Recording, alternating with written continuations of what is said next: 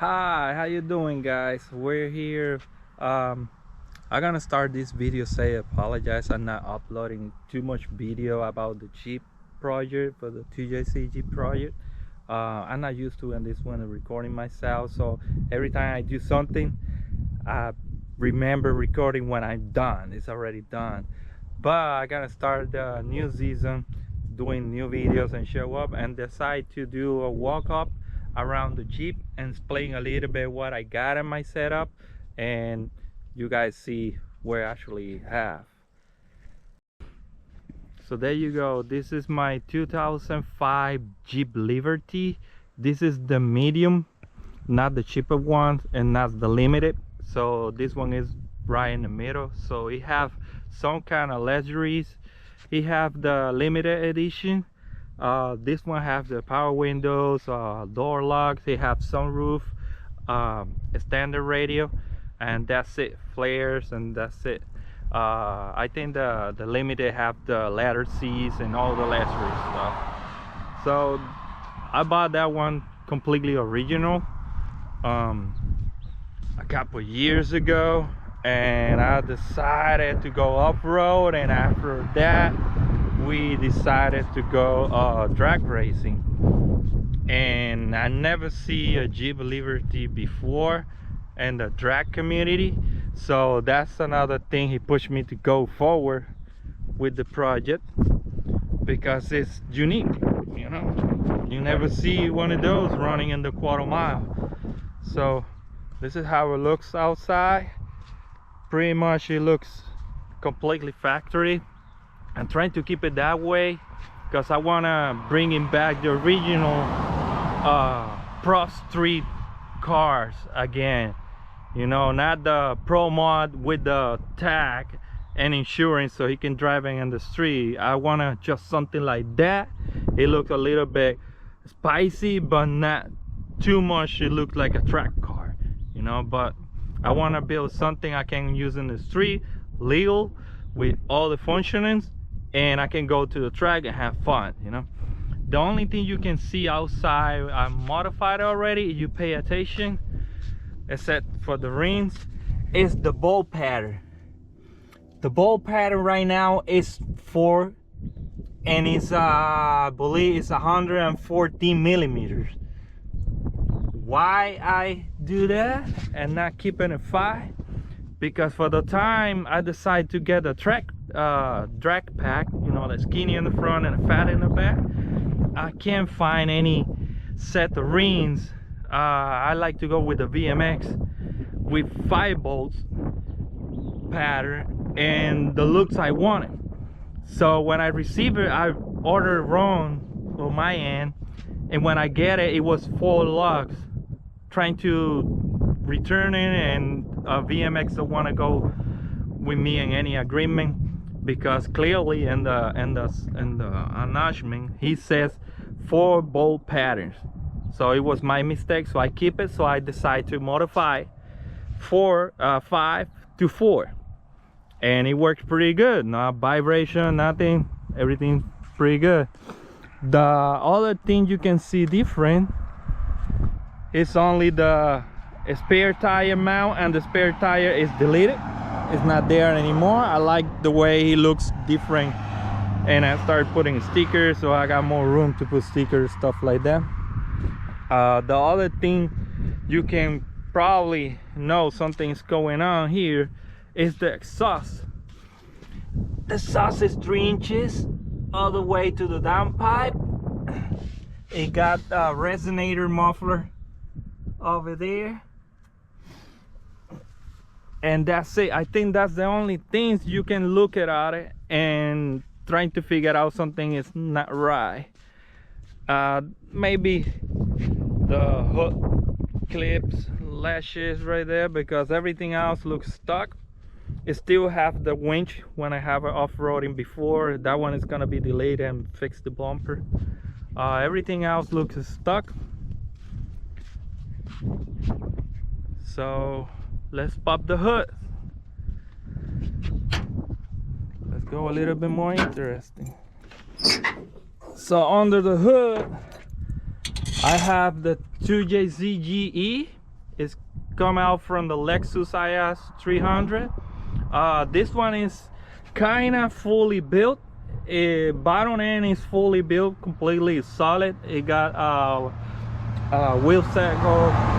Sorry, no, my bad. It got Manley pistons. It got speedy rod and cross molly.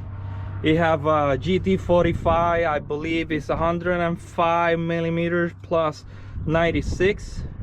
It have a Toyota, I think it's Prius or something like that, or Camry coils. Work pretty good for the power I'm running right now. No issue, no misfire, no nothing. I have 1000cc injectors. I believe it's Bosch injectors. It's almost the factory design, factory plug.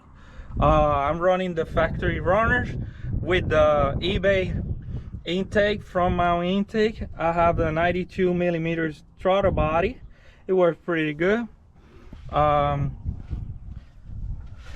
cash can. It have this factory Jeep Liberty radiator with the factory fan 2-speed.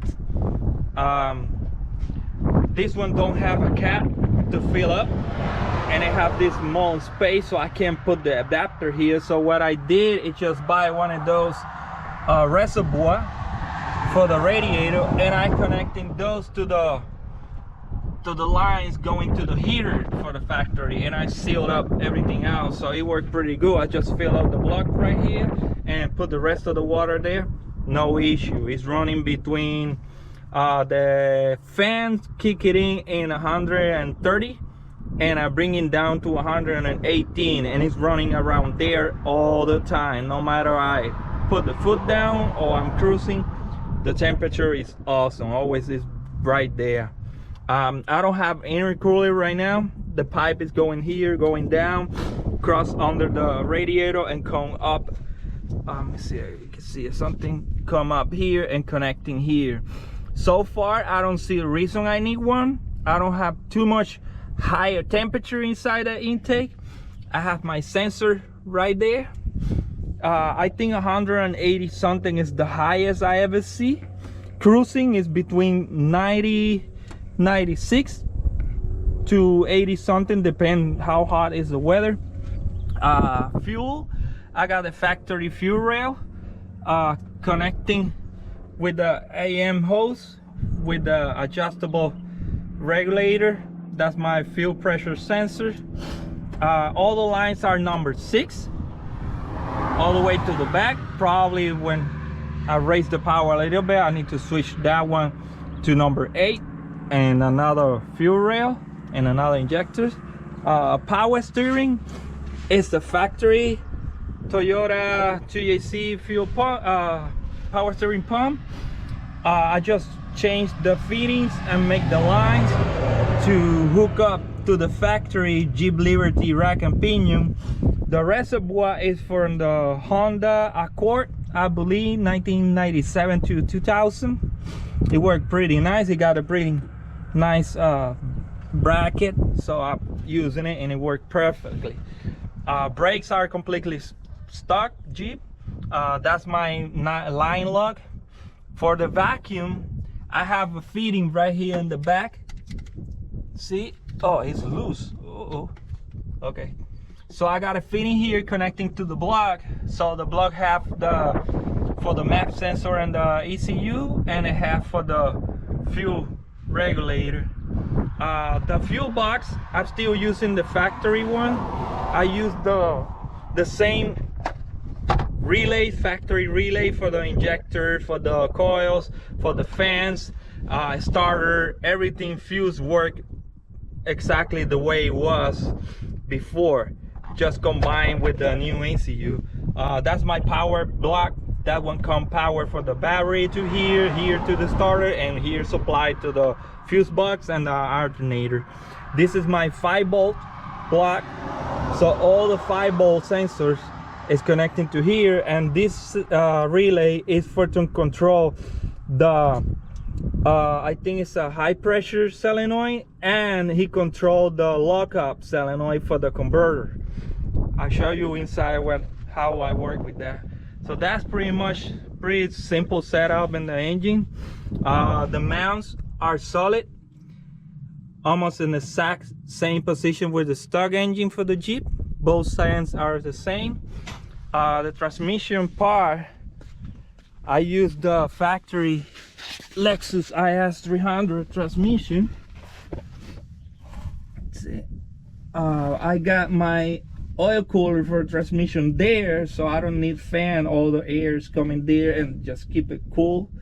This transmission is factory. For the mounts, I using the factory cross member. Only I turn around because this part was far from here, so now it's far from there. So the bottom part, I use the Jeep Liberty transmission mount, and the top part is the IS300, so the Lexus connection. I just built that bracket and it fit perfectly. Never break, never nothing. So you see all the plugs and everything running like factory. The lines are the other side. The drive shaft is homemade. I have my safety loop right here, six inches between the joint connection to here. It's 3 inches steel pipe, and that end is a Lexus end, and this end is a Jeep Liberty connection. The differential is still factory for the Jeep Liberty. So far so good. No problem, he don't break nothing so far. The only thing he got different is the inside. It's pretty much the welding differential. He have a mini spool to get a positive traction all the time. Pretty much that's it. So interior is still keep it all the factory interiors. Everything work. The mirrors, power mirrors work. The lock mechanism work. All the factory dash, factory seats, even the carpet, fire extinguisher. And the back we got pretty much the same thing. Everything is factory. I still keep it original. Everything work like original. Still have all that. Tools. Battery is in the back. This battery looks ugly, but let me tell you this. This battery, the Optimum batteries, I recommend it to everybody. This is the same battery it was in the fire when I got the backfire and the factory engine burning itself. This battery burned over there and it's still working like nothing happened, like brand new. So these batteries are badass. It's still working. I'm gonna switch it out for the new one in the future just to look better, and I got a little bit better performance. But this battery never die, even in the fire. So everything else, see, the roof, everything is stuck. All 4 doors, he got the cover and everything. All windows work, all switches work. Everything worked like a champ. So let's go inside and show you a little bit how I control everything, the gears and everything. So right here we are in the driver's seat. So let's start from this end to that end. So right here I got 3 different switches. So switch number 1 right here is for the coils. So let's say I wanna keep the switch on to work in the computer or whatever for a long period. I don't wanna keep my coils with energy, with not the running the engine. So what I do, I just switch that one off, and I can keep the switch and take the power off to my coils. So I keep that one on. This next switch is basically my neutral switch. When I switch it up, that's drive, that's center or nothing, and the bottom is neutral, right? And this other one, it was my nitro purge in the beginning. Now this one is manual. So in between to put this one up to dry, I just push this one, and the computer let me it's in gear and manual. So now I'm going here, and this switch I can go chip up all the time, like 1, 2, 3, and it was chipped down that way. But now I'm programming the computer to chip down for me, so down is the lockup for the converter. I use it in like an overdrive. So right here, that was my nitrous activated. Now is my two-step slash turbo lag. The way I have it programming in the ECU is if the vehicle will have 0 miles per hour, I can press this button and it activating the two-step. It's activating the turbo lag, and when it get to the 5 pounds of boost in the launch, he switched to the two-step, and it's still there after I release it and launch it. And the car is moving and I'm rejecting like 2 miles per hour or more. I can press this button and not longer two-step activated again, and switch to the turbo lag, anti-turbo lag. So that's my two buttons right here. So in the dash, I have the Fuel-Tech 550. It works pretty awesome. I use all the inputs and almost all the outputs. I max out almost, but everything works perfectly. And the day he got pretty like good brightness, and the night pretty good. Right here I have my IM fuel ratio. I don't have the nano because I don't need it. The only difference, it worked pretty good. Combined with the Fuel-Tech, works perfect. The only difference between this and the nano is because if you want to hook up this one with the computer, you're gonna use one input to connecting to the data cable to this one in order to the computer see what AFR you got here is over there. The only thing you need to do is just calibrate it, that one to look the same. With the nano, you don't lose one of those input. You use the cam gear cables, so you have that extra input there. That's the only difference. Both work exactly the same. Pretty good. That's pretty much I have in the dash, because right here I have all my information. Let me put the switch on. I got my family, of course. So I got everything here. I got my RPMs. I got my map sensor, so it's rejecting the map vacuum and the boost. I got my speed, my gear. I got my switch to record the data logging. I got my fuel pressure and oil pressure, coolant temperature, intake temperature, transmission temperature, battery, and my fuel I have in the tank, how much fuel I have in the tank. And the switch here, I put it to switch between day mode and night mode. So I have everything I need there, and I have my fuel ratio over here.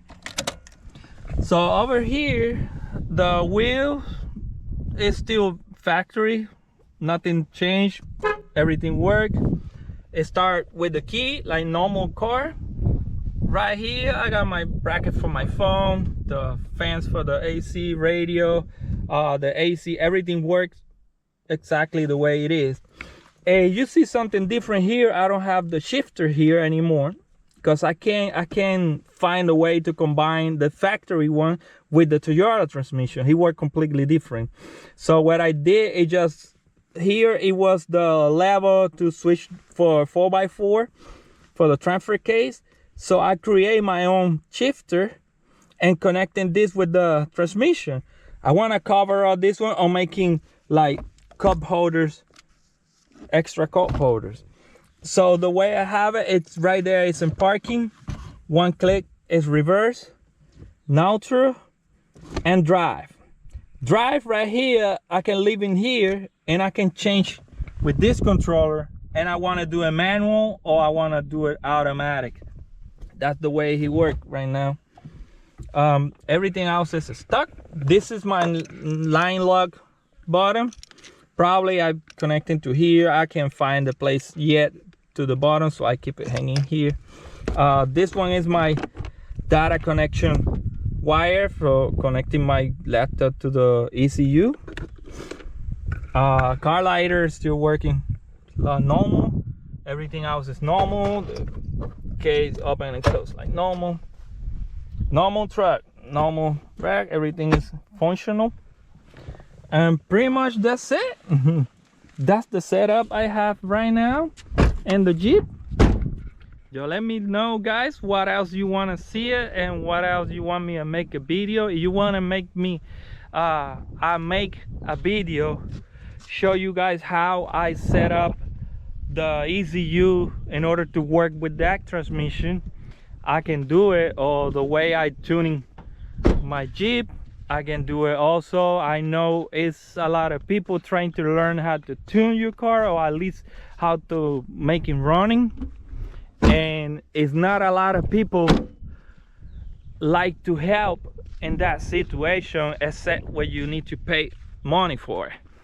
So shoot me in the comment section and I'll help you the best I can. If you want me to make a video about it, let me know in the comment section and I'll make a video for you guys. So thank you for watching. Please subscribe, like, and share.